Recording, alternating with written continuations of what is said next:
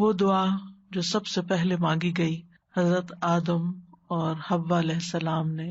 ان دونوں نے کہا اے ہمارے رب، ہم نے اپنی جانوں پر ظلم کیا، اور اگر تو نے ہمیں نہ بخشا اور ہم پر رحم نہ کیا تو یقیناً ہم ضرور خسارہ پانے والوں میں سے ہو جائیں گے. یہ دعا ہمارے والدین آدم اور حوا علیہم السلام نے مانگی جب انہوں نے بھول کر جنت کے اس درخت میں سے کھا لیا جس سے اللہ تعالیٰ نے ان کو منع کیا تھا. تو آدم اور حوا علیہم السلام دونوں نے کہا اے ہمارے رب، ہم نے آپ کی نافرمانی کر کے اس درخت کا پھل کھا کر دراصل اپنی جان پہ ظلم کیا ہے، اور اگر تو نے ہمیں معاف نہ کیا، ہم پہ رحم نہ کیا تو ہم ان لوگوں میں سے ہو جائیں گے جنہوں نے دنیا اور آخرت دونوں میں اپنا حصہ کھو دیا. لَنَكُونَنَّ مِنَ الْخَاسِرِينَ. یہ وہی کلمات ہیں جو آدم علیہ السلام نے اپنے رب سے سیکھے، اور پھر ان کے ساتھ ان دونوں نے دعا کی تو اللہ سبحانہ تعالیٰ نے دعا قبول کر لی. فَتَلَقَّى آدَمُ مِن رَّبِّهِ كَلِمَاتٍ فَتَابَ عَلَيْهِ إِنَّهُ هُوَ التَّوَّابُ الرَّحِيمُ. تو اس میں ایک بہت بڑی ہوپ ہے، ایک امید ہے کہ اگر ان کلمات کے ساتھ آدم اور حوا علیہ السلام کی دعا قبول ہوئی، ان کو اللہ تعالیٰ نے معاف کر دیا، تو انشاءاللہ اللہ سبحانہ تعالیٰ ہمارے گناہوں کو بھی معاف کر دے گا اور ہمیں بھی بخش دے گا. تو قالا، دونوں نے کہا ربنا، اے ہمارے رب، ظلمنا انفسنا، ہم نے اپنی جانوں پر ظلم کیا. جب انسان اللہ تعالیٰ کی نافرمانی کرتا ہے، اللہ تعالیٰ کے حکم کی مخالفت کرتا ہے، تو اللہ سبحانہ تعالیٰ کو کوئی نقصان نہیں پہنچتا، اس کا کچھ نہیں جاتا. اس کی بادشاہت، اس کی ملکیت، اس کی قدرت سب اپنی جگہ رہتی ہے، اس کو کسی قسم کا کوئی نقصان نہیں پہنچتا. نقصان پہنچتا ہے تو خود انسان کو پہنچتا ہے، گناہ کرنے والے کو پہنچتا ہے. لہذا جب انسان اللہ سبحانہ تعالیٰ کی کوئی بات نہیں مانتا یا اللہ کے حکم کی نافرمانی کر کے مخالفت کرتا ہے تو دراصل اپنی جان پر ظلم کرتا ہے. ظلم کا مطلب ہوتا ہے کسی چیز کو اس کے خاص مقام پر جو اس کے لیے وہاں نہ رکھنا، خواہ کمی یا زیادتی کر کے یا اس کے صحیح وقت یا اصلی جگہ سے اس کو ہٹا دینا، یہ ظلم ہوتا ہے. تو ایک ظلم انسان اللہ تعالیٰ کے ساتھ کرتا ہے جس کو شرک کہا جاتا ہے، کہ عبودیت یا عبادت کا حق صرف اللہ کا ہے. جب وہ اللہ سے لے کر کسی اور کو دے دیتا ہے، کسی اور کی عبادت میں لگ جاتا ہے، کسی اور کی پوجا پاٹ میں لگ جاتا ہے، تو اللہ کا حق مارتا ہے، یہ بھی ظلم ہے. دوسری قسم کا ظلم وہ ہے جو انسان دوسرے انسان پہ کرتا ہے جب اس کو اس کا حق نہیں دیتا. پھر اسی طرح تیسری قسم کا ظلم وہ ہے جو انسان خود اپنی ہی جان پہ کرتا ہے، جیسے قرآن مجید میں آتا ہے فَمِنْهُمْ ظَالِمٌ لِنَفْسِهِ. تو ان میں سے کچھ وہ ہیں جو اپنے آپ پر ظلم کرتے ہیں. تو انسان جب بھی گناہ کرتا ہے، چاہے وہ اللہ کے حقوق میں سے کسی حق کو نہ دینا ہو، اور سب سے بڑا حق تو اس کو اپنا معبود ماننا ہے، صرف اسی کی عبادت کرنا ہے، یا بندوں کا حق جب نہیں دیتا، یا پھر اپنی خواہشات کے پیچھے چلتا ہے اور کوئی غلط کام کر بیٹھتا ہے، تو یہ ساری ہی ظلم کی قسمیں ہیں.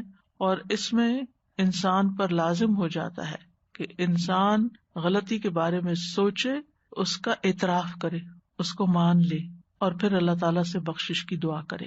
اسی طرح ہم دیکھتے ہیں کہ اللہ تعالیٰ نے کچھ حدود قائم کی ہیں. تلک حدود اللہ قرآن میں آتا ہے، یہ اللہ کی حد ہے، فلا تعتدوها، ان کو کراس نہیں کرو، ان سے آگے نہیں بڑھو.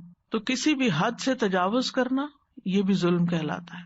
اسی طرح کبیرہ گناہ ہو یا صغیرہ، سب ظلم میں شامل ہوتے ہیں. اور جب انسان ظلم کر بیٹھتا ہے، یعنی دوسرے لفظوں میں گناہ کر بیٹھتا ہے، تو پھر اس کے نقصانات کا سلسلہ شروع ہو جاتا ہے. قرآن مجید میں اللہ تعالیٰ فرماتے ہیں واللہ لا یہدی القوم الظالمین، اللہ ظالم لوگوں کو ہدایت نہیں دیتا، یعنی وہ اللہ کی ہدایت سے محروم ہو جاتے ہیں، وہ اللہ کی محبت سے محروم ہو جاتے ہیں. واللہ لا یحب الظالمین، وہ کامیابی سے محروم ہو جاتے ہیں. انہ لا یفلح الظالمون، یقیناً ظالم فلاح نہیں پا سکتے.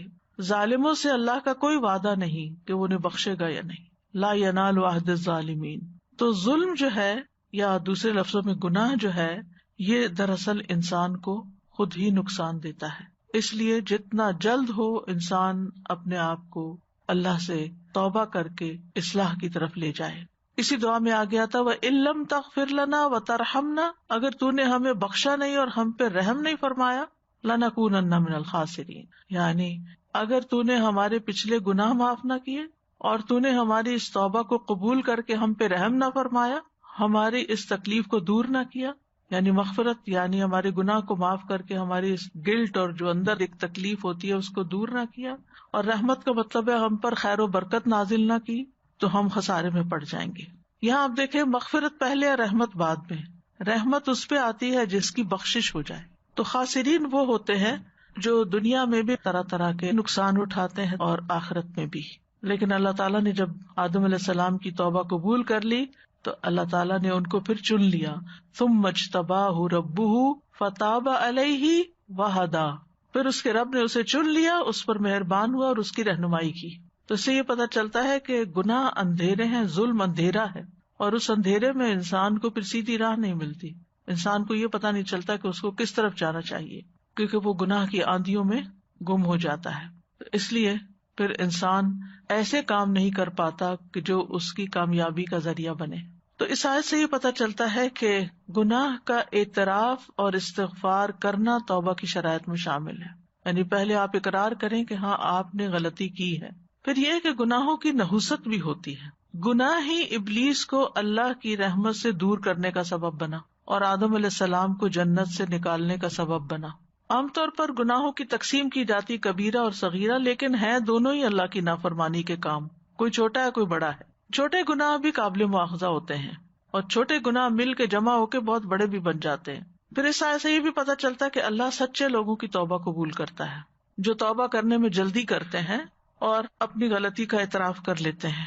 جیسے ہم دیکھتے ہیں یونس علیہ السلام جب مچھلی کے پیٹ میں گئے تو انہوں نے یہ نہیں کہا کہ میں تو ایک نبی تھا اور میں تو اتنے نیک کام کر رہا تھا، پھر میرے ساتھ یہ کیوں ہو گیا۔ عام طور پر اگر ہم میں سے کسی پر کوئی مشکل آئے تو ہم اپنی صرف نیکیاں یاد کرتے ہیں کہ میں تو اتنی نمازیں بھی پڑھتا تھا، نفل بھی پڑھتا تھا، صدقہ خیرات بھی کرتا تھا، یہ بھی، پھر میرے ساتھ ایسا کیوں ہوا، اور ہم اپنی غلطیاں بھول جاتے ہیں۔ جبکہ اللہ کے نبی یونس علیہ السلام کا اسوہ حسنہ ہمیں کیا بتاتا ہے کہ وہاں پہنچ کر انہوں نے اپنی سابقہ نیکیوں کو یاد نہیں کیا بلکہ اپنی غلطی کا اعتراف کیا کہ غلطی تو میری اپنی ہے، جس کی وجہ سے میں یہاں پہنچا ہوں، جس کی وجہ سے میرے ساتھ یہ ہوا ہے۔ اور یہ بھی اللہ تعالیٰ کی بہت بڑی رحمت ہوتی ہے کہ کسی انسان کو یہ توفیق مل جائے مصیبت آنے کے بعد کہ وہ اپنی غلطیوں، اپنے گناہوں کو یاد کر لے اور پھر ان پر توبہ کرے اور ان پہ معافی مانگے۔ اور بعض اوقات تو امتحان بھی اللہ کی محبت کا نتیجہ ہوتا ہے، یعنی اللہ سبحانہ وتعالیٰ بندے کو طرح طرح سے ہدایت دیتا ہے کہ وہ سیدھے راستے پہ آئے، لیکن وہ آگے دیتا نہیں، پھر اللہ تعالیٰ اس کو کسی نہ کسی طرح آزماتا ہے کہ شاید اب یہ پلٹ ہے، شاید اب یہ میری طرف رجوع کر لے۔ ایک مشکل میں نہیں کرتا، دوسری ڈال دیتا ہے، دوسری سے نکلتے تیسری میں ڈال دیتا ہے تاکہ یہ اللہ کی طرف پلٹے۔ تو کچھ لوگ تو سنبھل جاتے ہیں، پلٹ آتے ہیں، اور کچھ لوگ اور زیادہ بگڑ جاتے ہیں، ہم نے کیا ہی کیا ہے، دوسروں کو بلیم کرتے رہتے ہیں کہ ان کی وجہ سے یہ ہوا میرے ساتھ، میں تو لوگوں کو سمجھا رہا تھا، قوم ہی نہیں مان رہی تھی اس لیے میں نکل آیا۔ وہ جسٹیفائی کرتے تو کر لیتے، لیکن اس کا فائدہ کیا ہوتا؟ وہ تو اللہ تعالیٰ کو قبول نہیں تھی، کیونکہ اللہ کا حکم نہیں آیا تھا کہ آپ اس بستی کو چھوڑیں۔ لہٰذا انہوں نے کیا کیا؟ لا الہ الا انت سبحانک، اللہ تو پاک ہے، تیری کوئی غلطی نہیں، تو ہر عیب سے پاک ہے، غلطی تو میری تھی، انی کنت من الظالمین، میں نے غلط کیا تھا تو مجھے معاف کر دے۔ تو اللہ سبحانہ وتعالیٰ نے ان کی دعا قبول کر لی۔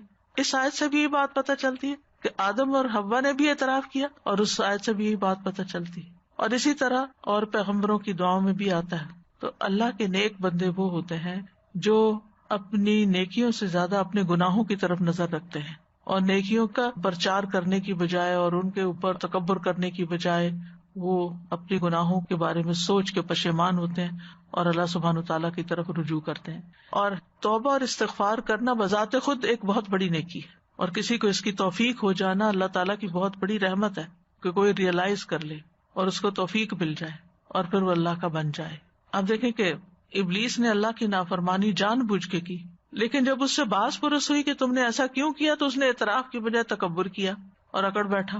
آدم علیہ السلام سے بھول ہوئی تھی، جان کے نہیں انہوں نے کیا، بھول گئے تھے، لیکن جب انہیں پتا چلا کہ اللہ تعالیٰ ناراض ہے تو انہوں نے اپنی غلطی کا اعتراف کر لیا۔ ابلیس نے اپنی غلطی اور اپنی گمراہی اور نافرمانی کی ذمہ داری اللہ پہ ڈال دی۔ آدم علیہ السلام نے وہ ذمہ داری قبول کر لی کہ آئی واز رانگ۔ نتیجہ کیا نکلا؟ ابلیس ہمیشہ کے لیے ملعون قرار پایا، جبکہ آدم علیہ السلام چن لیے گئے، بارگاہ الہی میں مقرب ہو گئے، نبوت عطا ہوئی۔ تو ابلیس کو اس کی خود پسندی نے تباہ کیا، اور آدم علیہ السلام کو ان کے اعتراف گناہ نے کامیاب کر دیا، کیونکہ اس نے کہا تھا نا انا خیر منہ، اور انہوں نے کہا تھا کہ ربنا ظلمنا انفسنا. تو ہم میں سے ہر وہ شخص جو توبہ کر کے اپنے گناہوں کا اعتراف کرتا ہے وہ دراصل آدم علیہ السلام کی مشابہت اختیار کرتا ہے، اور جو اپنے گناہ پہ اڑا رہتا ہے اور تقدیر کا بہانہ بنا لیتا ہے تو وہ ابلیس کی مشابہت اختیار کرتا ہے. تو آدم علیہ السلام کو ان کی کسی فضیلت نے فائدہ نہیں دیا تھا کہ اللہ نے ان کو اپنے ہاتھ سے بنایا. ہم تو کہتے ہیں ہم تو سید ہیں اور ہم تو بڑے چنے ہوئے لوگ ہیں، تو بڑے نیک لوگ ہیں، ہمارا تو گھرانہ بڑا اونچا ہے، ہم تو کئی قسم کی اپنی خوبیاں یاد کر لیتے ہیں اور اس پہ اڑے رہتے ہیں کہ ہم سے کہاں غلطی ہو سکتی ہے، ہم تو اتنے پڑھے لکھے، ہم تو اتنا نیکیاں کے کام کرتے ہیں.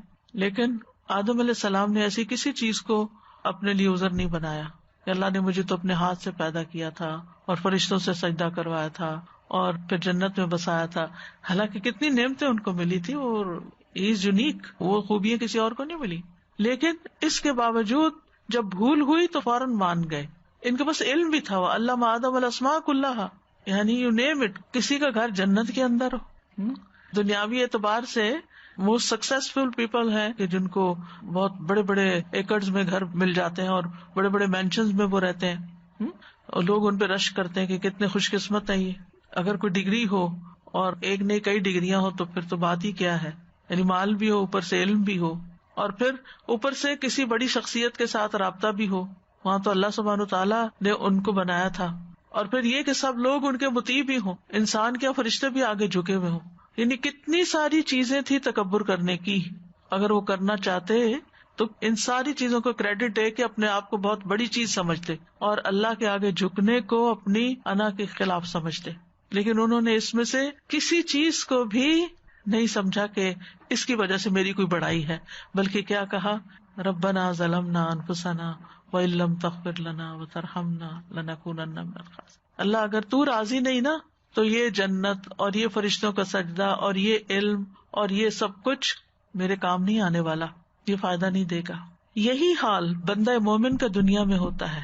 نہ وہ اپنے مال پہ فخر کرتا ہے، نہ وہ اپنی ڈگریوں پہ اور اپنے علم پہ فخر کرتا ہے، اور نہ ہی وہ اپنے کسی عہدے اور منصب پہ کہ میں اتنے لوگوں کو کنٹرول کرتا ہوں، اتنے لوگ میرے انڈر کام کرتے ہیں. یہ بھی لوگوں کے لیے ایک بڑی فخر کی بات ہوتی ہے نا. لوگ بعض اوقات اپنا تعارف کراتے ہیں نا کہ میری یہ کمپنی ہے اور اتنے لوگ میرے پاس کام کرتے ہیں، تو ایک فخر کی بات ہو جاتی ہے نا. تو وہ تو فرشتے ان کے آگے جھکے تھے، وہ کہہ سکتے تھے میں تو وہ ہوں جس کے آگے فرشتے جھک چکے ہیں، لیکن نہیں. یہی انسان کی انسانیت ہے، یہی اصل میں اللہ کے ساتھ فرما برداری اور اللہ تعالیٰ کے ساتھ ایک تعلق ہے کہ انسان سب کچھ ہوتے ہوئے بھی اللہ کے آگے جھکنے والا ہو اور اپنی غلطیوں کو دیکھنے والا ہو، اپنی غلطیوں کا اعتراف کرنے والا ہو کہ میں کچھ نہیں ہوں. اور یہ بھی آپ دیکھیے کہ دنیا میں ہمیں کتنی بھی عزت اور کتنا بھی شرف مل چکا ہو، لیکن اگر اللہ راضی نہیں اور اللہ کی نافرمانیاں کر کے گئے تو کوئی ٹھکانا نہیں، کسی نے کام نہیں آنا، کوئی فائدہ نہیں دے گا. تو لا ملجا ولا منجا منک الا الیک، تجھ سے بھاگ کے تو نہ کوئی ٹھکانا ہے اور نہ کوئی پناہ گاہ مگر تیری طرف، پناہ تیرے ہی پاس ہے. تو انہوں نے رب کی تعظیم بجا لاتے ہوئے ادب کے ساتھ معاملہ کیا، اور یہی ہم سب پر لازم ہے کہ رب کی تعظیم کرے. اور یہ جو ہم اس عشرے میں ہر وقت اللہ اکبر اللہ اکبر اللہ اکبر پکار رہے ہیں، اس کا مقصد یہی. مجھے تو اس دفعہ اس کا مطلب بھی کچھ اور طرح سمجھ آیا کہ اللہ سبحانہ تعالیٰ ان 10 دنوں میں ہمیں پوری طرح ٹریننگ دے رہے ہیں. یعنی میں غور کر رہی تھی کہ کیوں آخر سب سے افضل کام ان دنوں میں تکبیر پڑھنا ہے، صدقہ خیرات کو، روزے کو، نماز کو، باقی چیزوں کو، یعنی وہ بھی اپنی جگہ نیکیاں ہیں، افضل ہیں، لیکن سب سے افضل کام تکبیرات پڑھنا ہے. تو جب ہم شعور کے ساتھ اللہ کو بڑا مان لیتے ہیں تو پھر آپ دیکھیے 10 دن ہم پکارتے رہے اللہ سب سے بڑا، اللہ سب سے بڑا، اللہ سب سے بڑا. تو پھر کیسے ہو سکتا ہے ہم اللہ کا حکم نہ مانیں؟ پھر کیسے ہو سکتا ہے ہم اللہ تعالیٰ کا ادب نہ کریں؟ پھر کیسے ہو سکتا ہے ہم اللہ کے آگے نہ جھکیں؟ پھر کیسے ہو سکتا ہے کہ خالصتاً اللہ ہی کی رضا کے لیے کوئی کام نہ کریں؟ کیونکہ ہمیں بڑوں کے سامنے بڑا بننے کی اور ان کی نظروں میں بڑا بننے کی خواہش ہوتی ہے نا، کہ کوئی بڑا ہمیں اکنالج کرے. آپ دیکھیں چھوٹے چھوٹے بچے بھی ہوتے ہیں نا، تو جب کوئی ان سے بات کرتے پہلے اپنے ماں باپ کو دیکھتے ہیں نا کہ وہ راضی ہیں کہ میں اس سے بات کروں یا میں یہ کام کر لوں. تو اسی طرح جو انسانوں کا غلام ہوتا ہے وہ صرف انسانوں کی طرف دیکھتا ہے. میرے ماں باپ خوش ہیں میں یہ کام کر لوں، کوئی نہیں دیکھتا اللہ خوش ہے یا نہیں. عام طور پہ لوگ صرف اپنے سے اوپر جو بڑا ہے اس کو دیکھ لیں گے. استاد خوش ہے، پیر خوش ہے، بزرگ میرا خوش ہے، فلاں خوش ہے، اگر وہ خوش ہے تو بس ٹھیک ہے، یہی میری جنت ہے. اور بعض اوقات لوگ اپنے ماں باپ کو خوش کرنے کے لیے اپنی بیوی پہ ظلم ڈال رہے ہوتے ہیں. وہ کہتے ہیں یہی ہماری جنت ہے ماں باپ, یہ اگر ہم سے خوش ہے ہماری مرضی جس کے چاہے حقوق مار لیں. تو یہ جو غلطیوں کو نہ جاننا, نہ پہچاننا, نہ ان پہ معافی مانگنا, نہ ان سے نکلنا, یہ ایک اپنی جان پہ ظلم ڈھانا ہے. تو کسی انسان کو اس بات کی توفیق مل جائے کہ وہ اپنی غلطی دیکھ سکے اور اس پر شرمندہ ہو جائے اور پھر اللہ کے آگے جھک جائے, اللہ کو اپنا رب مان لے اور پھر اپنی حالت کو پیش کرے, ظلمنا انفسنا, اللہ جان پہ ظلم ہو گیا, ہم نے غلطی کر لی ہے, اور پھر اپنے معاملے کو اللہ کے سپرد کر دے, وَإِن لَّمْ تَغْفِرْ لَنَا وَتَرْحَمْنَا, اور پھر امید رکھے کہ اللہ ہمیں معاف کر دے گا, اور اگر نہ کیا تو پھر تو کوئی نجات کی جگہ ہی نہیں, لَنَكُونَنَّ مِنَ الْخَاسِرِينَ. تو اس لیے یہ دعا بہت کچھ سکھاتی ہے ہمیں. یعنی آدم اور حوا نے جو پہلی دعا کی ہے, انسانیت نے جو پہلی دعا کی, وہ اپنی غلطیوں کے اعتراف کی, کیونکہ جب بخشش ہو جاتی ہے نا تو باقی دعائیں قبول ہو جاتی ہیں. کیونکہ اگر ہمارے اوپر گناہوں کے ڈھیر ہیں اور ہم کہتے ہیں یا اللہ میں رزق دے, روزی دے, اولاد دے, فلاں دے, تو ابھی تو آپ کا دروازہ ہی نہیں کھلا, تو آپ باقی چیزیں کہاں سے لیں گے؟ تو سب سے پہلے تو استغفار کر کے, اپنی غلطیاں مان کے, توبہ کر کے اپنے بوجھ ہٹائیں اور اپنی راہیں آسان کریں, اور پھر اللہ کا قرب ملے گا اور پھر رحمت اور بخشش آئے گی. قال رب انی ظلمت نفسی فاغفر لی فغفر له انہ هو الغفور الرحیم. اے میرے رب, بلا شبہ میں نے اپنے آپ پر ظلم کیا, لہٰذا مجھے معاف فرما دے. یہ دعا موسیٰ علیہ السلام نے اس وقت مانگی جب ان سے بغیر ارادے کے ایک انسان قتل ہو گیا تھا, بغیر ارادے کے. آدم علیہ السلام نے بھی گناہ کا ارادہ نہیں کیا تھا, اور یہاں موسیٰ علیہ السلام نے بھی جان بوجھ کے غلطی نہیں کی تھی, لیکن بہرحال قتل تو قتل تھا نا, قتل ہو گیا, ایک جان چلی گئی, تو انہوں نے اپنی غلطی کا اعتراف کر لیا, پھر اللہ سے اپنے گناہ کی معافی مانگ لی. قال رب انی ظلمت نفسی فاغفر لی فغفر له انہ هو الغفور الرحیم. اے میرے رب, بلا شبہ میں نے اپنے آپ پر ظلم کیا ہے, لہٰذا مجھے معاف کر دے. چنانچہ اللہ نے اسے معاف کر دیا, بلا شبہ وہ بڑا بخشنے والا, رحم کرنے والا ہے. فغفر له انہ هو الغفور الرحیم. اس سے یہ پتہ چلتا ہے کہ انسان ہے, چاہے نبی بن جائے, کوئی ولی ہو, بزرگ ہو, کوئی دین میں, نیکیوں میں, عبادت میں بہت آگے نکلا ہوا انسان ہو. کیونکہ ہم کیا سوچتے ہیں, اس انسان سے نہیں غلطی ہو سکتی, یہ تو بہت نیک ہے, یہ تو دوسروں کو سکھاتا ہے, اور یہ تو اتنا عالم ہے, اور یہ تو فلاں ہے, یہ بھلا کیسے غلطی کر سکتا؟ نہیں, انسان ہے, انسان کو انسان ہی سمجھے, اور کسی سے بھی غلطی ہو سکتی. ضروری نہیں کہ وہ ارادتاً کرے, وہ اچانک بھی ہو سکتی ہے. لیکن غلطی کے بعد پھر وہ کرتا کیا ہے, اس کا رسپانس کیا ہے, یہ دیکھنے کی چیز ہے. تو گناہ کے بعد ندامت اور شرمندگی اور اعتراف, یہ اللہ تعالیٰ کو محبوب ہے. اور یہ کیفیات اسی شخص میں آتی ہیں جو گناہ کے انجام سے ڈرتا ہے, کہ اگر میں نے توبہ نہ کی اور میں اس سے نہ نکلا تو پھر نتیجہ کیا نکلے گا, مجھے اس کے لیے تیار ہونا چاہیے. تو عقل مند انسان وہ ہوتا ہے جو کسی بھی گناہ کے نتیجے کو دیکھتا ہے, وہ گناہ کو نہیں دیکھتا بڑا کہ چھوٹا. کیونکہ کچھ لوگ تو اسی چکر میں رہتے ہیں, یہ کبیرہ گناہ ہے یا صغیرہ گناہ ہے. تو بات کبیرہ صغیرہ کی نہیں ہے, بات ہے رول توڑنے کی. تو غلطی کے بعد, گناہ کے بعد ندامت کا اظہار کرنا چاہیے, اور اپنے گناہ کو بڑا خیال کر کے انجام سے ڈرنا چاہیے, اور اپنے ظلم کے ذکر کو وسیلہ بنانا چاہیے کہ رب میں نے واقعی ظلم کیا ہے اپنے آپ پر, تو آپ اس کو معاف کر دیں. تو معافی مانگنے سے پہلے ظلم کا اعتراف کرنا جو ہے, غلطی کو ماننے کی بات کرنا, اپنی زبان سے اقرار کرنا کہ اللہ میرے سے غلطی ہوئی ہے. اچھا, بعض لوگ صرف کہہ دیتے نا سوری, ٹھیک ہے سوری بھی خیر, لیکن اس کی سوری واقعی پھر سوری ہوتی ہے جو کہتے ہیں کہ آئی واز رانگ. لیکن یہ جملہ بولنا بہت مشکل کام. خالی سوری لفظ کہہ دینا پھر آسان ہوتا ہے, لیکن یہ اعتراف کرنا کہ آئی واز رانگ, یہ بہت بڑے دل کی بات ہوتی ہے. اور یہاں بخشش ہوئی بھی اس وجہ سے کہ زبان سے بولا گیا کہ ظلمت نفسی انی کنت من الظالمین ربنا ظلمنا انفسنا. اور پھر یہ کہ گناہ ہونے کے فوراً بعد توبہ کرنا, اس کو ڈیلے نہیں کرنا, پرولونگ نہیں کرنا. کیوں؟ اس لیے کہ گناہوں کے اپنے نقصان ہوتے ہیں. بہت سی چیزیں ایسی ہوتی ہیں نا کہ اگر آپ ان کا بروقت علاج نہ کریں, مثلا کچھ بیماریاں ایسی ہوتی ہیں آپ ان کا بروقت علاج نہ کریں تو بڑھ جاتی, مثلا کینسر. اگر آپ علاج نہیں کریں تو وہ گریڈ 1 سے 2 میں، 2 سے 3، 3 سے 4 میں جائے گا اور ہلاکت کا سبب بنے گا. تو اس کو جتنا جلدی پکڑ لیا جائے اور جتنا جلدی اس کا علاج ہو جائے اتنا ہی اچھا ہے. اسی طرح کچھ اور بیماریاں بھی ہو سکتی ہیں، جسمانی بیماریاں، اسی طرح اخلاقی بیماریاں. اگر انسان ان سے توبہ نہیں کرتا تو وہ بڑی ہوتی جاتی. اسی طرح دو لوگوں کے بیچ میں کوئی مس انڈرسٹینڈنگ ہو گئی ہے، میاں بیوی میں جھگڑا ہو گیا ہے، اگر جلدی صلح کر لیں گے اور ایک دوسرے کو منا لیں گے تو دل صاف ہو جائیں گے، بوجھ ہلکے ہو جائیں گے، گاڑی پھر چل پڑے گی. اور اگر نہیں، دونوں اگر اکڑ گئے، ضد میں آ گئے، مجھے تو معاف نہیں کرنا یا میری یہ شان کے خلاف، پھر تو وہ ٹوٹ ہی جاتا ہے نا رشتہ، پھر باقی تھوڑی رہتا ہے. نبھا وہی سکتے ہیں جو اپنی غلطیوں کا اعتراف کرتے، کیونکہ دونوں کے اندر غلطیاں ہو سکتی ہیں نا، ہم میں سے کوئی بھی فرشتہ نہیں ہوتا. لیکن اگر ایک بھی صرف سوری کرتا رہے اور دوسرا سوری نہ کرے یا دوسرا کبھی بھی اپنی غلطی نہ مانے، پھر بھی مشکل ہو جاتی. آپ دیکھیں نا کہ جب ہمارے اندر فلیکسیبلٹی ہوتی ہے، جب ہمارے اندر نرمی ہوتی ہے تو نرم چیز آپس میں جڑ جاتی ہے، پھر اگر الگ بھی ہو جائے نا جڑ جاتی، نرمی جوڑ دیتی ہے. اسی لیے وہ حدیث میں آتا نا کہ مفہوم بتا رہی ہوں حدیث، یعنی گھرانے کے لیے سب سے یعنی جو فائدہ مند چیز ہے وہ نرمی.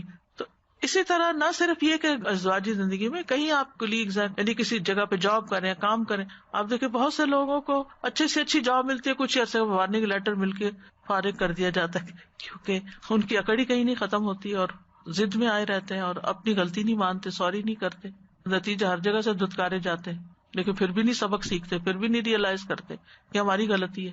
آپ دیکھیے کبھی انسان سوچے کہ دوسرے کو معاف کر دینا اور درگزر کرنا کتنی بڑی خوبی ہے.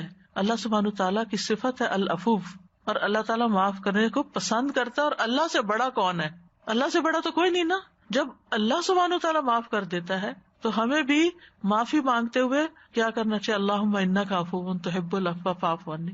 لیکن اللہ سے معافی مانگتے ہوئے پہلے ہمیں دوسروں کو معاف کرنا چاہیے. تو گناہوں کے اپنے نقصان ہوتے ہیں، ان میں سے سب سے بڑا نقصان کیا ہے کہ دل مردہ ہو جاتا ہے، دل مردہ ہو جاتا ہے. حدیث میں آتا ہے بے شک جب کسی مومن سے کوئی گناہ سرزد ہوتا ہے تو اس کے دل پہ ایک سیاہ دھبا پڑ جاتا ہے. اگر وہ توبہ کرے اور گناہ سے باز آ جائے اور استغفار کر لے تو اس کا دل چمکا دیا جاتا ہے. ورنہ جتنے گناہ بڑھتے جاتے ہیں اتنے ہی سیاہ دھبے بڑھتے جاتے ہیں، حتیٰ کہ اس کے دل پہ وہ زنگ چھا جاتا ہے جس کا ذکر اللہ تعالیٰ قرآن مجید میں یوں کرتے ہیں، کلا بل ران علی قلوبہم ما کانوا یکسبون، کہ ان کے دلوں پر اپنی کمائیوں کی وجہ سے زنگ لگ گیا ہے. پھر اسی طرح دل اندھا ہو جاتا ہے. اسی آیت کے بارے میں ایک قول یہ ہے کہ حسن بصری کہتے ہیں کہ گناہ پہ گناہ کرنا حتیٰ کہ وہ دل کو اندھا کر دے، انسان کو پھر کچھ سمجھ نہیں آتا، نظر نہیں آتا. گناہوں کی وجہ سے انسان علم سے محروم ہو جاتا ہے. ابن القیم کہتے ہیں کہ علم روشنی اور نور ہے جو اللہ دل میں ڈالتا ہے، لیکن گناہوں سے یہ روشنی بجھ جاتی ہے، انسان سے اچھے برے کی تمیز ختم ہو جاتی ہے. امام شافعی جب امام مالک کے سامنے حصول علم کے لیے بیٹھے اور ان کے سامنے پڑھنے لگے، یہ آپ کو معلوم ہوگا کہ امام مالک کی تدریس کا طریقہ بہت انوکھا تھا، ویری یونیک. وہ خود نہیں سکھاتے تھے، کسی کو خود نہیں پڑھتے تھے، وہ طالب علم سے حدیث پڑھواتے تھے، اور اس کو عرض کہتے ہیں حدیث کی اصطلاح میں. اسی لیے ان سے جب حدیث روایت ہوتی ہے تو اخبرنا کا لفظ آتا ہے. حدثنا ہوتا ہے جب کوئی حدیث ہمیں بیان کرتا ہے، جیسے میں آپ کو حدیث پڑھ کے سنا رہی تو آپ کہہ سکتے ہیں کہ ہمیں انہوں نے یہ حدیث بیان کی. لیکن اگر میں بیان نہ کروں اور آپ مجھے حدیث سنائے اور میں کہوں آپ نے ٹھیک پڑھی ہے تو اس کو روایت کرتے ہوئے کہیں گے اخبرنا، ہمیں خبر دی. تو امام شافعی نے جب امام مالک کے سامنے احادیث پڑھی تو امام مالک کو ان کی ذہانت، فطانت، فہم و فراست بہت پسند آئی. کہنے لگے مجھے نظر آ رہا ہے کہ اللہ نے تمہارے دل پر نور ڈال دیا ہے، لہٰذا اس نور کو اپنے گناہوں سے مت بجھانا، یعنی کوئی ایسا کام نہ کرنا کہ تم سے یہ نعمت چھن جائے. پھر اسی طرح جب انسان گناہ کرتا ہے تو بندے اور رب کا تعلق کمزور ہو جاتا ہے، دل میں ایک وحشت پیدا ہو جاتی ہے، اور یہ ایسی وحشت ہوتی ہے کہ انسان کو دنیا بھر کی نعمتیں بھی مل جائیں تو دل کی وحشت نہیں جاتی، دل کے اندر سکون نہیں آتا. لیکن اس وحشت کو صرف وہی سمجھتا ہے جس کا دل بیدار ہوتا ہے، جس کا دل جاگ رہا ہوتا ہے. زندہ انسان کو ذرا سی بھی چوٹ لگے، کانٹا بھی چبھ جائے تو اس کو پتا چل جاتا ہے کہ یہ تو کچھ ہو گیا میرے ساتھ. تو وحشت کے گڑھے سے نکلنے کے لیے گناہوں کو چھوڑنا بہت ضروری ہے. پھر اسی طرح نیک لوگوں اور خیر کی مجالس سے دوری آنے لگتی ہے. جب انسان گناہوں کے کام کرنے لگتا ہے تو نیکی کی مجلسیں اچھی نہیں لگتی، پھر وہاں دل نہیں لگتا اس کا اور ان سے دور ہوتا چلا جاتا ہے، اور خیر اور بھلائی اور نیکی سے فائدہ نہیں اٹھا سکتا. اور رحمانی گروہ سے دور ہو جاتا ہے، شیطانی گروہ کے قریب ہو جاتا ہے. پھر اسی طرح گناہوں کی وجہ سے انسان کے معاملات بگڑ جاتے ہیں، کوئی چیز ٹھیک نہیں رہتی. ابن القیم کہتے ہیں گناہوں کا ایک اثر یہ بھی ہے کہ گناہگار کے معاملات میں طرح طرح کی مشکلات اور دشواریاں پیدا ہو جاتی ہیں. جس کا وہ عزم اور ارادہ کرتا ہے اسے اس کا دروازہ بند نظر آتا ہے اور وہ اسے سخت دشوار پاتا ہے. یعنی جس کام میں بھی ہاتھ ڈالتا ہے رکاوٹیں ہی رکاوٹیں ہوتی ہیں. اور آپ نے کئی بار لوگوں کو یہ شکایت کرتے ہوئے سنا ہوگا کہ میں جس بھی کام میں ہاتھ ڈالتا ہوں آگے کوئی نہ کوئی رکاوٹ آ جاتی ہے. اچھا، وہاں بھی آپ دیکھیں کہ عمومی طور پر لوگ اپنی غلطی کو نہیں سوچتے کہ ہم نے تو نہیں کسی کے کام میں رکاوٹ ڈالی، ہم نے تو نہیں کسی کی لگ پلنگ کی ہوئی، ہم نے تو نہیں کسی اور کا گھر توڑا ہوا. اپنی کوئی غلطی یاد نہیں کریں گے. کیا کہیں گے؟ یہ فلاں نے نظر لگا دی، فلاں نے جادو کر دیا، یہ فلاں کے حسد کی وجہ سے یہ ہو گیا. پھر سارا بلیم دوسروں پر، اپنی غلطی کو نہیں دیکھنا. کتنے لوگ ہیں جو لا الہ الا انت سبحانک انی کنت من الظالمین کہہ کے اپنے ظلم کو اپنے اندر محسوس کریں کہ میں نے یہ بھی غلطی کی ہوئی ہے، میں یہ بھی کی، یہ بھی پتہ نہیں کون سی غلطی آگے آئی ہوئی ہے. لوگ دوسروں کے لیے پڑھتے ہیں، 1000 تم پڑھ دو، 1000 فلاں پڑھ دے، وہ فلاں پڑھ دے. تم یہی میں ہمیشہ کہتی ہوں کہ آپ کسی کے بہاف پہ کہہ رہے ہیں، مسئلہ اس کا ہے اور آپ کہہ رہے ہیں میں ظالم ہوں. ٹھیک ہے، ہم میں سے ہر شخص ظالم ہے کسی نہ کسی درجے میں، لیکن کسی کے بہاف پہ کیسے پڑھ سکتے ہیں؟ تو جب سوچے سمجھے بغیر انسان پڑھتا ہے تو پھر اس کا کیا فائدہ ہو سکتا ہے؟ ریسنٹلی میری ایک فرینڈ ہے بچپن کی، وہ ان کے ساتھ میرا کافی باتیں شاتیں شروع ہوئی. تو وہ وڈو ہوئی، انہوں نے اپنی بیٹی کی شادی کی. بہت میں نے سمجھایا کہ آپ اپنی لمٹس میں ہی کریں، لیکن پھر بھی انہوں نے اتنا قرضہ اٹھا لیا اس شو شاہ میں اور سب دکھاوے میں اور سب کچھ. اور جیسے ہی شادی ختم ہوئی ساتھ ہی بیٹے سے نا کوئی ایکسیڈنٹ ہو گیا اتنا خوفناک کہ بندہ مر گیا. اب وہ بار بار اب جو نیک بندہ ملتا ہے اس کو کہتی میرے بیٹے کے لیے دعا کریں، وہ لوگ معاف کر دیں، وہ معاف کر دیں. اور پھر پتہ نہیں میرے سے بات کرتے کرتے اس کو ایک دم احساس ہوا کہ میں نے بہت دکھاوا کر دیا. تو یہ تو نہیں ہوا کہ بھئی یہ مجھے اس کی سزا ملی. میں نے کہا اللہ نے آپ کو خود ہی سجا دیا، اب آپ استغفار کریں. تو یہ ہوتا ہے کہ ہمیں خود کو احساس نہیں ہوتا، جب آپ کسی سے بات کرتے ہیں تو کئی دفعہ آپ کی وہ بات اللہ تعالیٰ سجا بھی دیتا ہے. وہ لیئرز آ جاتی ہیں نا اوپر، وہ ہٹتی ہیں تو پھر انسان کو آئینہ نظر آتا ہے. پھر یہ کہ ابن القیم کہتے ہیں کہ عمر، رزق اور عبادت کی برکت چھن جاتی ہے. کہ گناہوں کی ایک سزا یہ بھی ہے کہ عمر، رزق، علم، عمل، اطاعت، عبادت کی برکتیں چھن جاتی ہیں. دین و دنیا کی خیر و برکت گناہگار سے سلب کر لی جاتی ہے. نافرمان بندے کو آپ سب سے زیادہ خیر و برکت سے خالی پائیں گے. نہ اس کی عمر میں برکت ہوگی، نہ اس کے دین و دنیا کے کسی کام میں، کسی کام کا نہیں. کیونکہ اللہ تعالیٰ کا وعدہ ہے وَلَوْ أَنَّ أَهْلَ الْقُرَىٰ آمَنُوا وَاتَّقَوْا لَفَتَحْنَا عَلَيْهِمْ بَرَكَاتٍ مِّنَ السَّمَاءِ وَالْأَرْضِ وَلَٰكِن كَذَّبُوا فَأَخَذْنَاهُمْ بِمَا كَانُوا يَكْسِبُونَ. اور اگر ان بستیوں کے رہنے والے ایمان لاتے اور پرہیزگاری اختیار کرتے تو ہم ان پر آسمان و زمین کی برکتوں کے دروازے کھول دیتے، لیکن انہوں نے جھٹلایا تو ہم نے انہیں اس کی وجہ سے پکڑ لیا جو وہ کمائی کرتے تھے. اس سے یہ پتہ چلتا ہے کہ جب بہت سارے لوگ کسی بستی میں ایسے ہوں تو پھر ساری بستی کی شامت آ جاتی ہے. آپ دیکھیں کہ اس وقت کورونا کے بعد جو دنیا بھر کے حالات ہوئے ہیں، یعنی ہر سیکٹر متاثر ہو رہا ہے. سب ان مشکلات کی، اکنامک کرائسس کی، پتہ نہیں کون کون سی فلاسفیاں بیان کر کے کہاں کہاں کے ریزنز بتا رہے ہیں، لیکن کوئی یہ نہیں کہتا کہ ہماری بھی کوئی غلطیاں ہیں، یا ہم نے جو اسراف اتنا شروع کر دیا ہے، جو ریسورسز کو اتنا ضائع کرنا شروع کر دیا ہے، اور جو غلط جگہ پر اسپینڈنگ شروع کر دی ہے جہاں نہیں کرنی چاہیے، اور اس کے علاوہ بھی اللہ کی نافرمانیوں کے بے شمار کام شروع کر دیے. ان میں سے کسی چیز کی اصلاح تو کریں. کہیں تو ہم اپنی غلطیوں کو دیکھیں کہ ہم نے کہاں غلطی کی ہے کہ جس کی وجہ سے یہ ساری صورت ہے. زمین بھی وہی، آسمان بھی وہی، پھر کیوں قلت ہو رہی ہے؟ کہیں تو غلطی ہے نا. اس طرف کوئی جاتا ہی نہیں، سوچتا ہی نہیں، ایک دوسرے کو بلیم کرتے رہتے ہیں. فلاں کرپٹ ہے، فلاں چور ہے، فلاں ایسا ہے، فلاں ویسا ہے. ہم اگر ساری زندگی یہی کرتے رہے کہ دوسروں کی غلطیوں کو ہی اچھالتے رہے اور اپنی کسی غلطی کو نہ دیکھا اور اپنی اصلاح نہ کی، تو کبھی بھی حالات نہیں بدل سکتے ہمارے ہاتھوں. اللہ تعالیٰ فرماتے ہیں وَأَن اسْتَقَامُوا عَلَى الطَّرِيقَةِ لَأَسْقَيْنَاهُمْ مَاءً غَدَقًا. اور اگر یہ لوگ سیدھے رستے پر قائم رہتے تو ہم انہیں ضرور بہت وافر پانی پلاتے. پانی سے مراد دنیا کی نعمتیں اور ساری رونقیں، ہم ان کو نعمتیں عطا کرتے. پھر کیونکہ گناہوں کے ارتکاب سے بندے کی روزی بھی کم ہو جاتی ہے، رزق روزی کم ہو جاتی ہے، عمر بھی کم ہو جاتی ہے. ابن القیم کہتے ہیں کہ گناہوں کی ایک تاثیر یہ ہے کہ گناہ عمر کو تباہ کر دیتے ہیں. عمر کی ساری برکتیں بندے سے چھن جاتی ہیں. یعنی جس طرح نیکی عمر کو بڑھاتی ہے، اسی طرح فسق و فجور کم کرتا ہے. اس کا کیا مطلب ہے؟ یعنی یہ بھی ہو سکتا ہے جیسے رسول اللہ صلی اللہ علیہ وسلم نے فرمایا عمر میں اضافہ صرف نیکی ہی کرتی، یعنی آپ نیکی کرو اپنی ذات میں یا کسی انسان کے ساتھ بھلا کرو تو اس سے عمر میں برکت ہو جائے گی. یعنی چاہے آپ 50 سال جیے 60-70 سال جیے لیکن اس میں آپ بہت اچھے اچھے کام کر جائیں گے. یعنی آپ اپنی آخرت کی اچھی تیاری کر جائیں گے. برکت کا مطلب ہوتا ہے چھوٹی چیز میں بڑا فائدہ. پھر اسی طرح ذلت اور صغار مسلط ہو جاتی ہے. سلمان تمیمی کہتے ہیں کہ ایک آدمی تنہائی میں اللہ کی نافرمانی کرتا ہے, اکیلے کو گناہ کرتا ہے, جب وہ صبح کرتا ہے تو اس پر نافرمانی کی ذلت چھائی ہوئی ہوتی ہے. حسن بصری کہا کرتے تھے اگرچہ گھوڑے ان کو شاہانہ چال سے لے جا رہے ہوں اور خچر ان کو بگا رہے ہوں, نافرمانی کی ذلت ان کی گردنوں سے چپکی رہتی ہے. اللہ نے اس بات کے علاوہ کا انکار کر دیا کہ وہ ان کو ذلیل کرے جو اس کی نافرمانی کرتے ہیں. یعنی چاہے دنیاوی شان و شوکت ان کے پاس بہت ہوتی, اندر کا سکون نہیں ہوتا.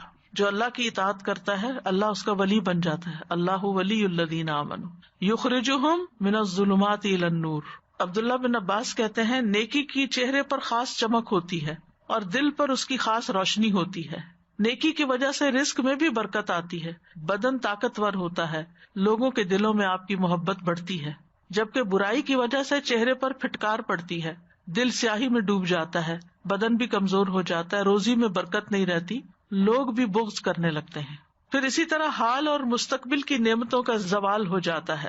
ابن القیم کہتے ہیں کہ گناہوں کی ایک سزا یہ بھی ہے کہ ان سے حاضر اور موجود انعام زائل ہو جاتے ہیں اور انسان آئندہ آنے والی نعمتوں سے بھی محروم ہو جاتا ہے. یعنی اس کو خیر و بھلائی ملنے والی ہوتی ہے, اس سے محروم ہو جاتا ہے. آپس کی محبت ختم ہو جاتی ہے. نبی صلی اللہ علیہ وسلم فرمایا کرتے تھے اس ذات کی قسم جس کے ہاتھ میں محمد صلی اللہ علیہ وسلم کی جان ہے, جو دو آدمی بھی آپس میں ایک دوسرے سے محبت کرتے ہوں اور ان دونوں کے درمیان جدائی ہو جائے, الگ ہو جائیں وہ, تو وہ یقیناً ان میں سے ایک کے گناہ کی وجہ سے ہوگی. یعنی ویسے ان کی آپس میں بہت محبت تھی لیکن جدائی ہو گئی. کیوں ہوئی؟ ان میں سے ایک کے گناہ کی وجہ سے ساتھ چلا گیا. کبھی سوچتے نہیں لیکن یہ مسند احمد کی حدیث ہے اور نبی صلی اللہ علیہ وسلم جو بات بتاتے ہیں وہ وحی پر مبنی ہوتی ہے. آپ اپنے دل سے نہیں بتا رہے ہوتے, اللہ تعالیٰ کی طرف سے دل میں ڈالا جاتا ہے. پھر اسی طرح جب بندہ گناہ اور معاصی کے کام کرنے لگتا ہے تو شیطان مسلط ہو جاتا ہے اور وہ اسے اور غلط رستوں پہ لے جاتا ہے. اسی وجہ سے انسان پھر ایک گناہ کے بعد ایک گناہ کرنے لگتا ہے, ایک ظلم کے بعد ایک اور ظلم ڈالنے لگتا ہے. وَمَن يَعْشُ عَن ذِكْرِ الرَّحْمَنِ نُقَيِّضْ لَهُ شَيْطَانًا فَهُوَ لَهُ قَرِينٌ. جو شخص رحمان کے ذکر سے آنکھیں بند کر لیتا ہے ہم اس پر ایک شیطان مسلط کر دیتے ہیں جو اس کا ساتھی بن جاتا ہے. بعض گناہوں پر لعنت کی گئی ہے جیسے سود کا کھانا اور کھلانا. پھر اسی طرح گودنے والی اور گدوانے والی اور جو ٹیٹوز بناتے ہیں.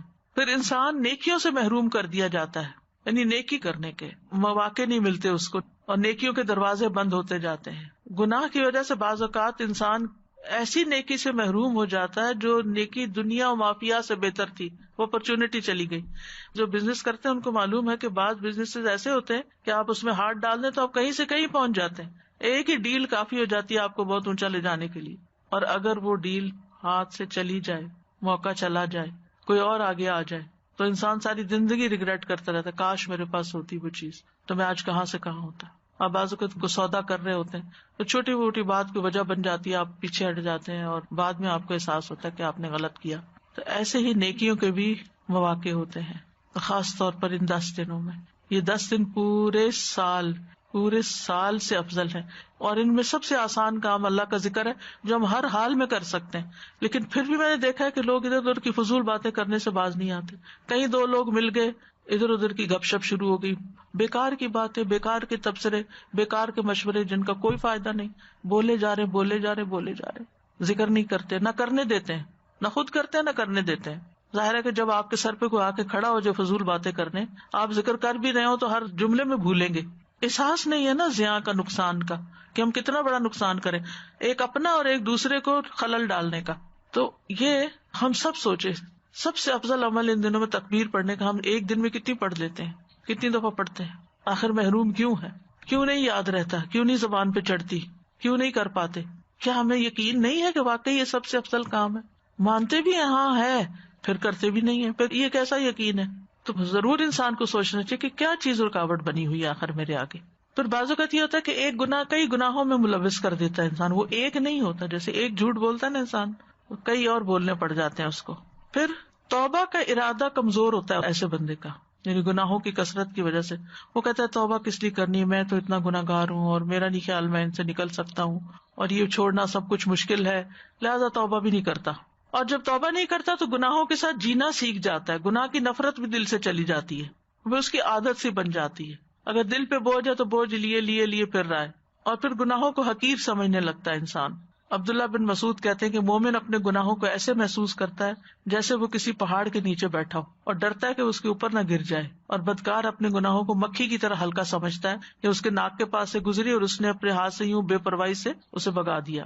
پھر اسی طرح گناہوں کی وجہ سے بلائیں اترتی ہیں، مصیبتیں آتی ہیں. وما اصابکم من مصیبت فبما کسبت ایدیکم ویعفو عن کثیر.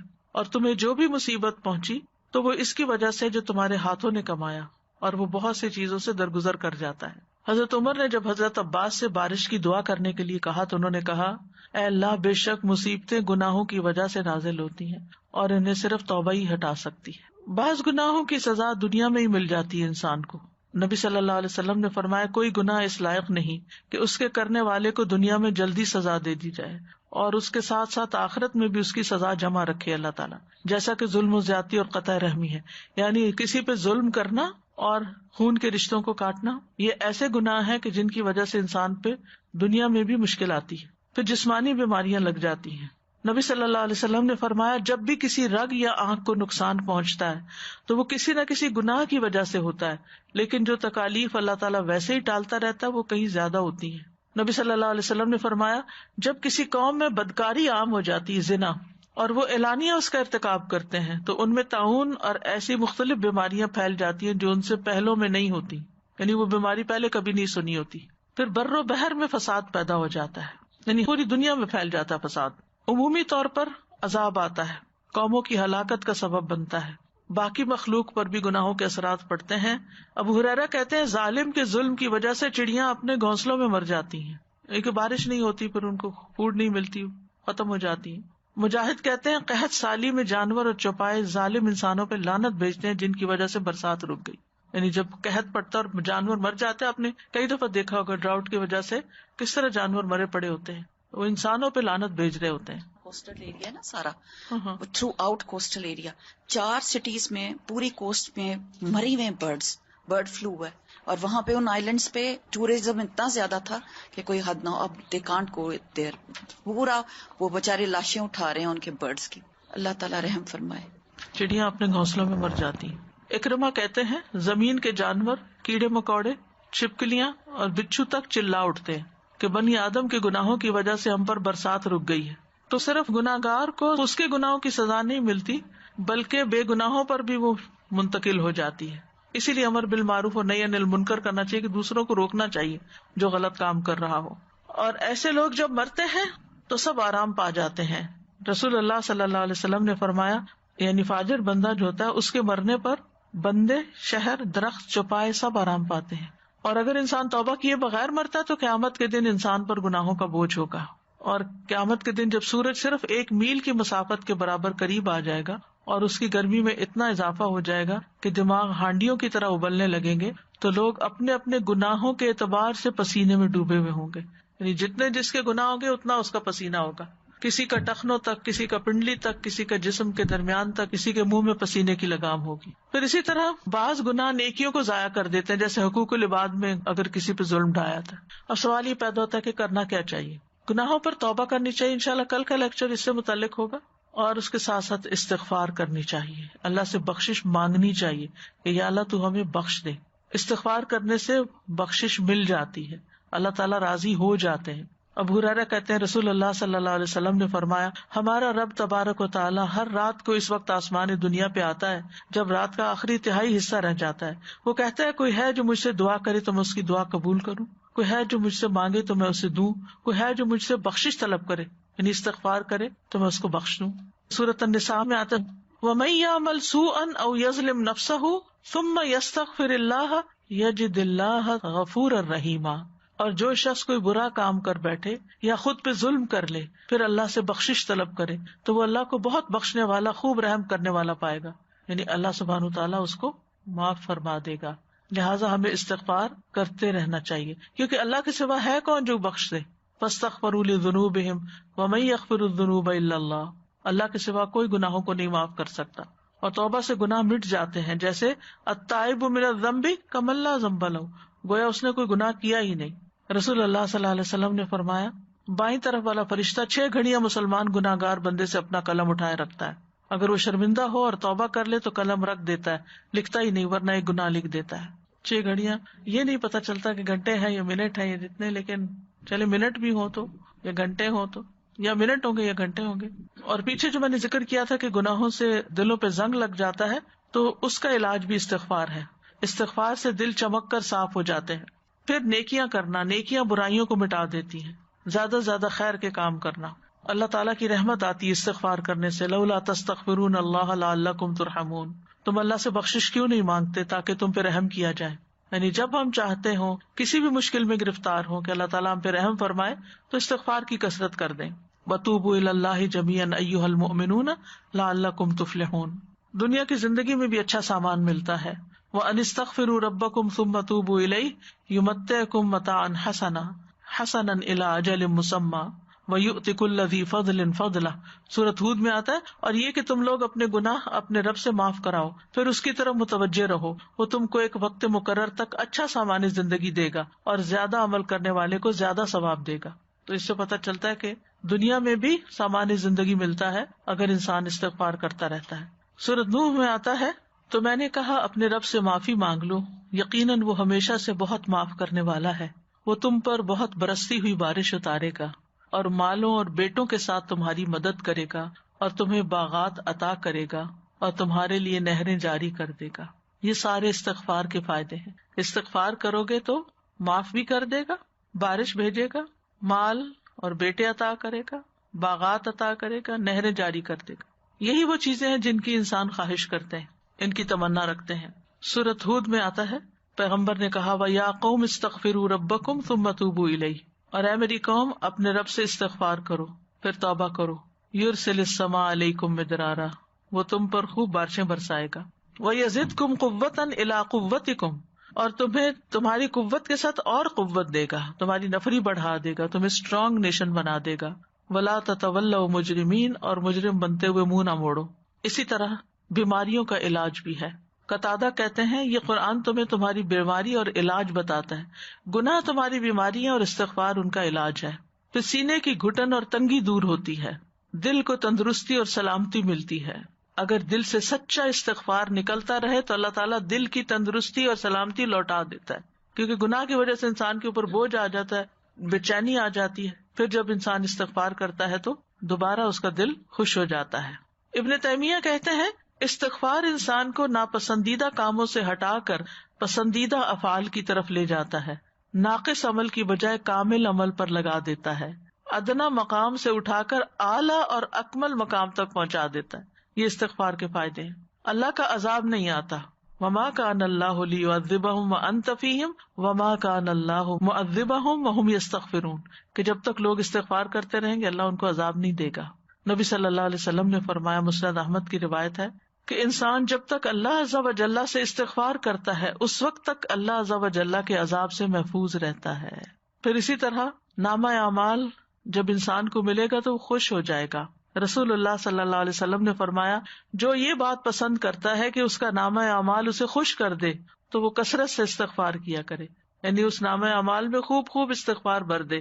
نبی صلی اللہ علیہ وسلم نے یہ بھی فرمایا، مبارک ہو اس کو جو اپنے نامہ اعمال میں کثرت سے استغفار پائے.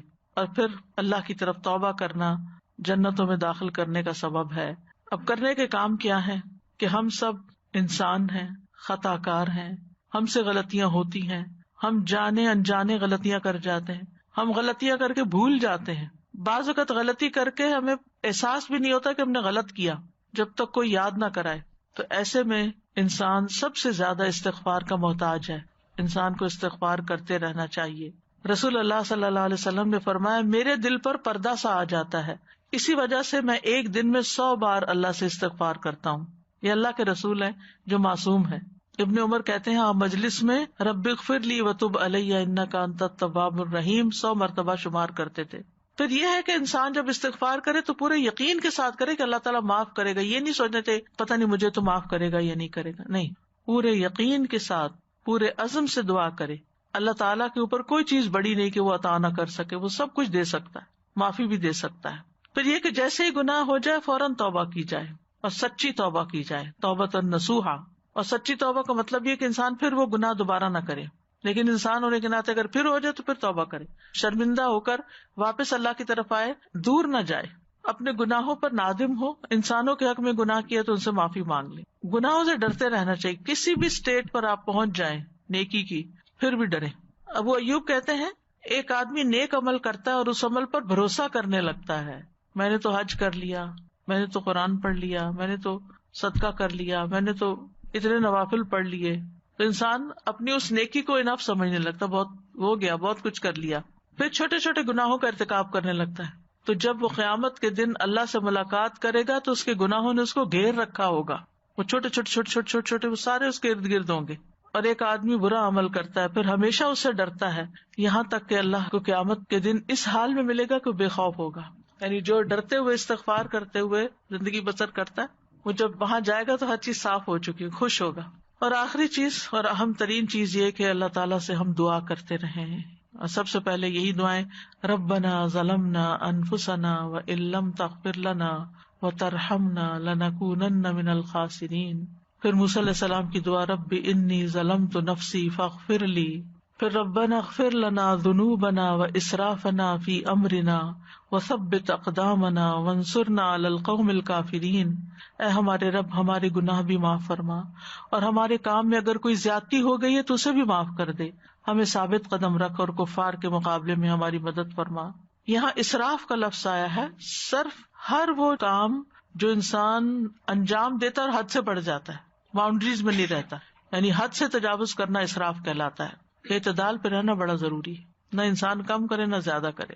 تو جب ہم کہتے ہیں ربنا اغفر لنا، اللہ ہمارے گناہوں پہ پردہ ڈال دے، ان کو ڈھانپ دے، چھپا دے، اور ہمارے کبیرہ صغیرہ سب گناہوں کو معاف فرما دے.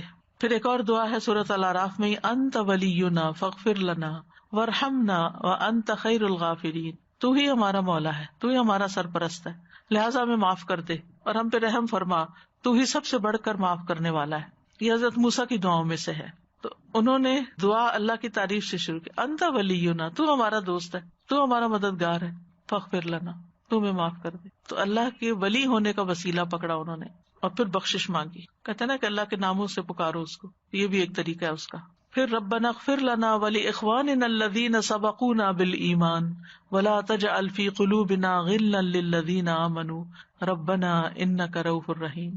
اے ہمارے رب، ہمیں بھی بخش دے اور ہمارے ان بھائیوں کو بھی بخش دے جو ہم سے پہلے ایمان لائے تھے، اور جو لوگ ایمان لائے ہیں ان کے لیے ہمارے دلوں میں کوئی کدورت نہ رہے. اے ہمارے رب، تو بڑا شفقت کرنے والا اور رحم کرنے والا ہے. یہ تو قرآنی دعائیں تھی بخشش کی. مسنون دعائیں، استغفر اللہ و اتوب الیہ، استغفر اللہ و اتوب الیہ، دن میں کم از کم 100 دفعہ پڑھیں. اے اللہ، میں استغفار اور توبہ کرتا ہوں. پھر اللہم اغفر لی ذنبی و خطئی و عمدی، اے اللہ میرے گناہوں، لغزشوں اور جان بوجھ کر کیے جانے والے گناہوں کو معاف کر دے. پھر اسی طرح ایک اور دعا ہے، اللہم اغفر لی ما اخطأت وما تعمدت وما اسررت وما اعلنت وما جہلت وما تعمدت. اے اللہ میرے ان گناہوں کو معاف کر دے جو میں نے غلطی سے کیے، جان بوجھ کر کیے، علانیہ طور پہ کیے، نادانی میں کیے، یا جانتے بوجھتے ہوئے کیے. یہ استغفار کا کارڈ ہے نا، اس میں یہ دعائیں موجود ہیں. نبی صلی اللہ علیہ وسلم تشہد اور سلام پھیرنے کے دوران یہ دعا پڑھتے تھے، درود شریف کے بعد. اس وقت پڑھی جا سکتی ہے یہ دعا، اللہم اغفر لی ما قدمت وما اخرت وما اسررت وما اعلنت وما اسرفت وما انت اعلم به منی انت المقدم وانت المؤخر لا الہ الا انت. یہ دعا تشہد کے بعد پڑھتے تھے. وہ ایاک نستعین میں بھی ہے، اور نماز کے بعد کے اذکار کی جو دعا ہے ان میں بھی ہے، اور استغفار کا جو پنک کارڈ ہے اس کے اندر بھی ہے. اے اللہ میرے ان گناہوں کی مغفرت فرما جو میں نے پہلے کیے اور جو بعد میں کیے، جو چھپ کے کیے، جو ظاہراً کیے، اور جو میں نے زیادتی کی، اور وہ گناہ جن کو تو مجھ سے زیادہ جانتا ہے. تو ہی آگے بڑھانے والا، تو ہی پیچھے کرنے والا ہے، تیرے سوا کوئی معبود نہیں. نبی صلی اللہ علیہ وسلم کی اکثر یہ دعا ہوتی تھی، اللہم اغفر لی ما اخطأت وما تعمدت وما اسررت وما اعلنت وما جہلت وما تعمدت. آپ صلی اللہ علیہ وسلم اپنے سجدوں میں یہ دعا پڑھتے تھے، اللہم اغفر لی ذنبی کلہ دقہ وجلہ اولہ وآخرہ وعلانیتہ وسرہ. اے اللہ میرے سارے گناہ معاف کر دے، چھوٹے بڑے، اول آخر، ظاہری اور پوشیدہ. پھر یہ دعا بھی، اللہم انی ظلمت نفسی ظلما کثیرا ولا یغفر الذنوب الا انت فاغفر لی مغفرۃ من عندک وارحمنی انک انت الغفور الرحیم. اے اللہ میں نے اپنی جان پر گناہ کر کے بہت ظلم کیے اور تیرے علاوہ کوئی بھی گناہوں کو معاف نہیں کر سکتا، اس لیے اپنے پاس سے میرے گناہوں کو معاف فرما اور مجھ پر رحم فرما، بے شک تو بڑا بخشنے والا نہایت مہربان ہے. تو نبی صلی اللہ علیہ وسلم ایک اور دعا بھی کرتے تھے، رب اغفر لی خطیئتی وجہلی واسرافی فی امری کلہ وما انت اعلم بہ منی اللہم اغفر لی خطایای وعمدی وجہلی وہزلی وکل ذلک عندی اللہم اغفر لی ما قدمت وما اخرت وما اسررت وما اعلنت انت المقدم وانت المؤخر وانت علی کل شیء قدیر. یہ صحیح بخاری کی دعا ہے. یعنی اے اللہ میرے سارے گناہوں کو مٹا دے، اے میرے رب میری خطا، میری نادانی اور تمام معاملات میں میرے حد سے تجاوز کرنے میں میری مغفرت فرما، وہ گناہ بھی جن کو تو مجھ سے زیادہ جاننے والا ہے. اے اللہ میری مغفرت کر میری خطاؤں میں، میرے ارادے کے ساتھ کیے ہوئے کاموں اور بلا ارادہ کاموں میں، میرے ہنسی مذاق کے کاموں میں. بعض اوقات انسان ہنسی مذاق میں غلط باتیں کر جاتا ہے اور یہ سب میری طرف سے ہے. اے اللہ میری مغفرت کر ان گناہوں میں جو میں کر چکا ہوں اور جو کروں گا، اور جنہیں میں نے چھپایا اور جنہیں میں نے ظاہر کیا. تو سب سے پہلے ہے اور تو ہی سب سے بعد میں ہے، اور تو ہر چیز پر قدرت رکھنے والا ہے. وآخر دعوانا ان الحمد للہ رب العالمین. سبحانک اللہم وبحمدک، اشہد ان لا الہ الا انت، استغفرک واتوب الیک. السلام علیکم ورحمۃ اللہ وبرکاتہ.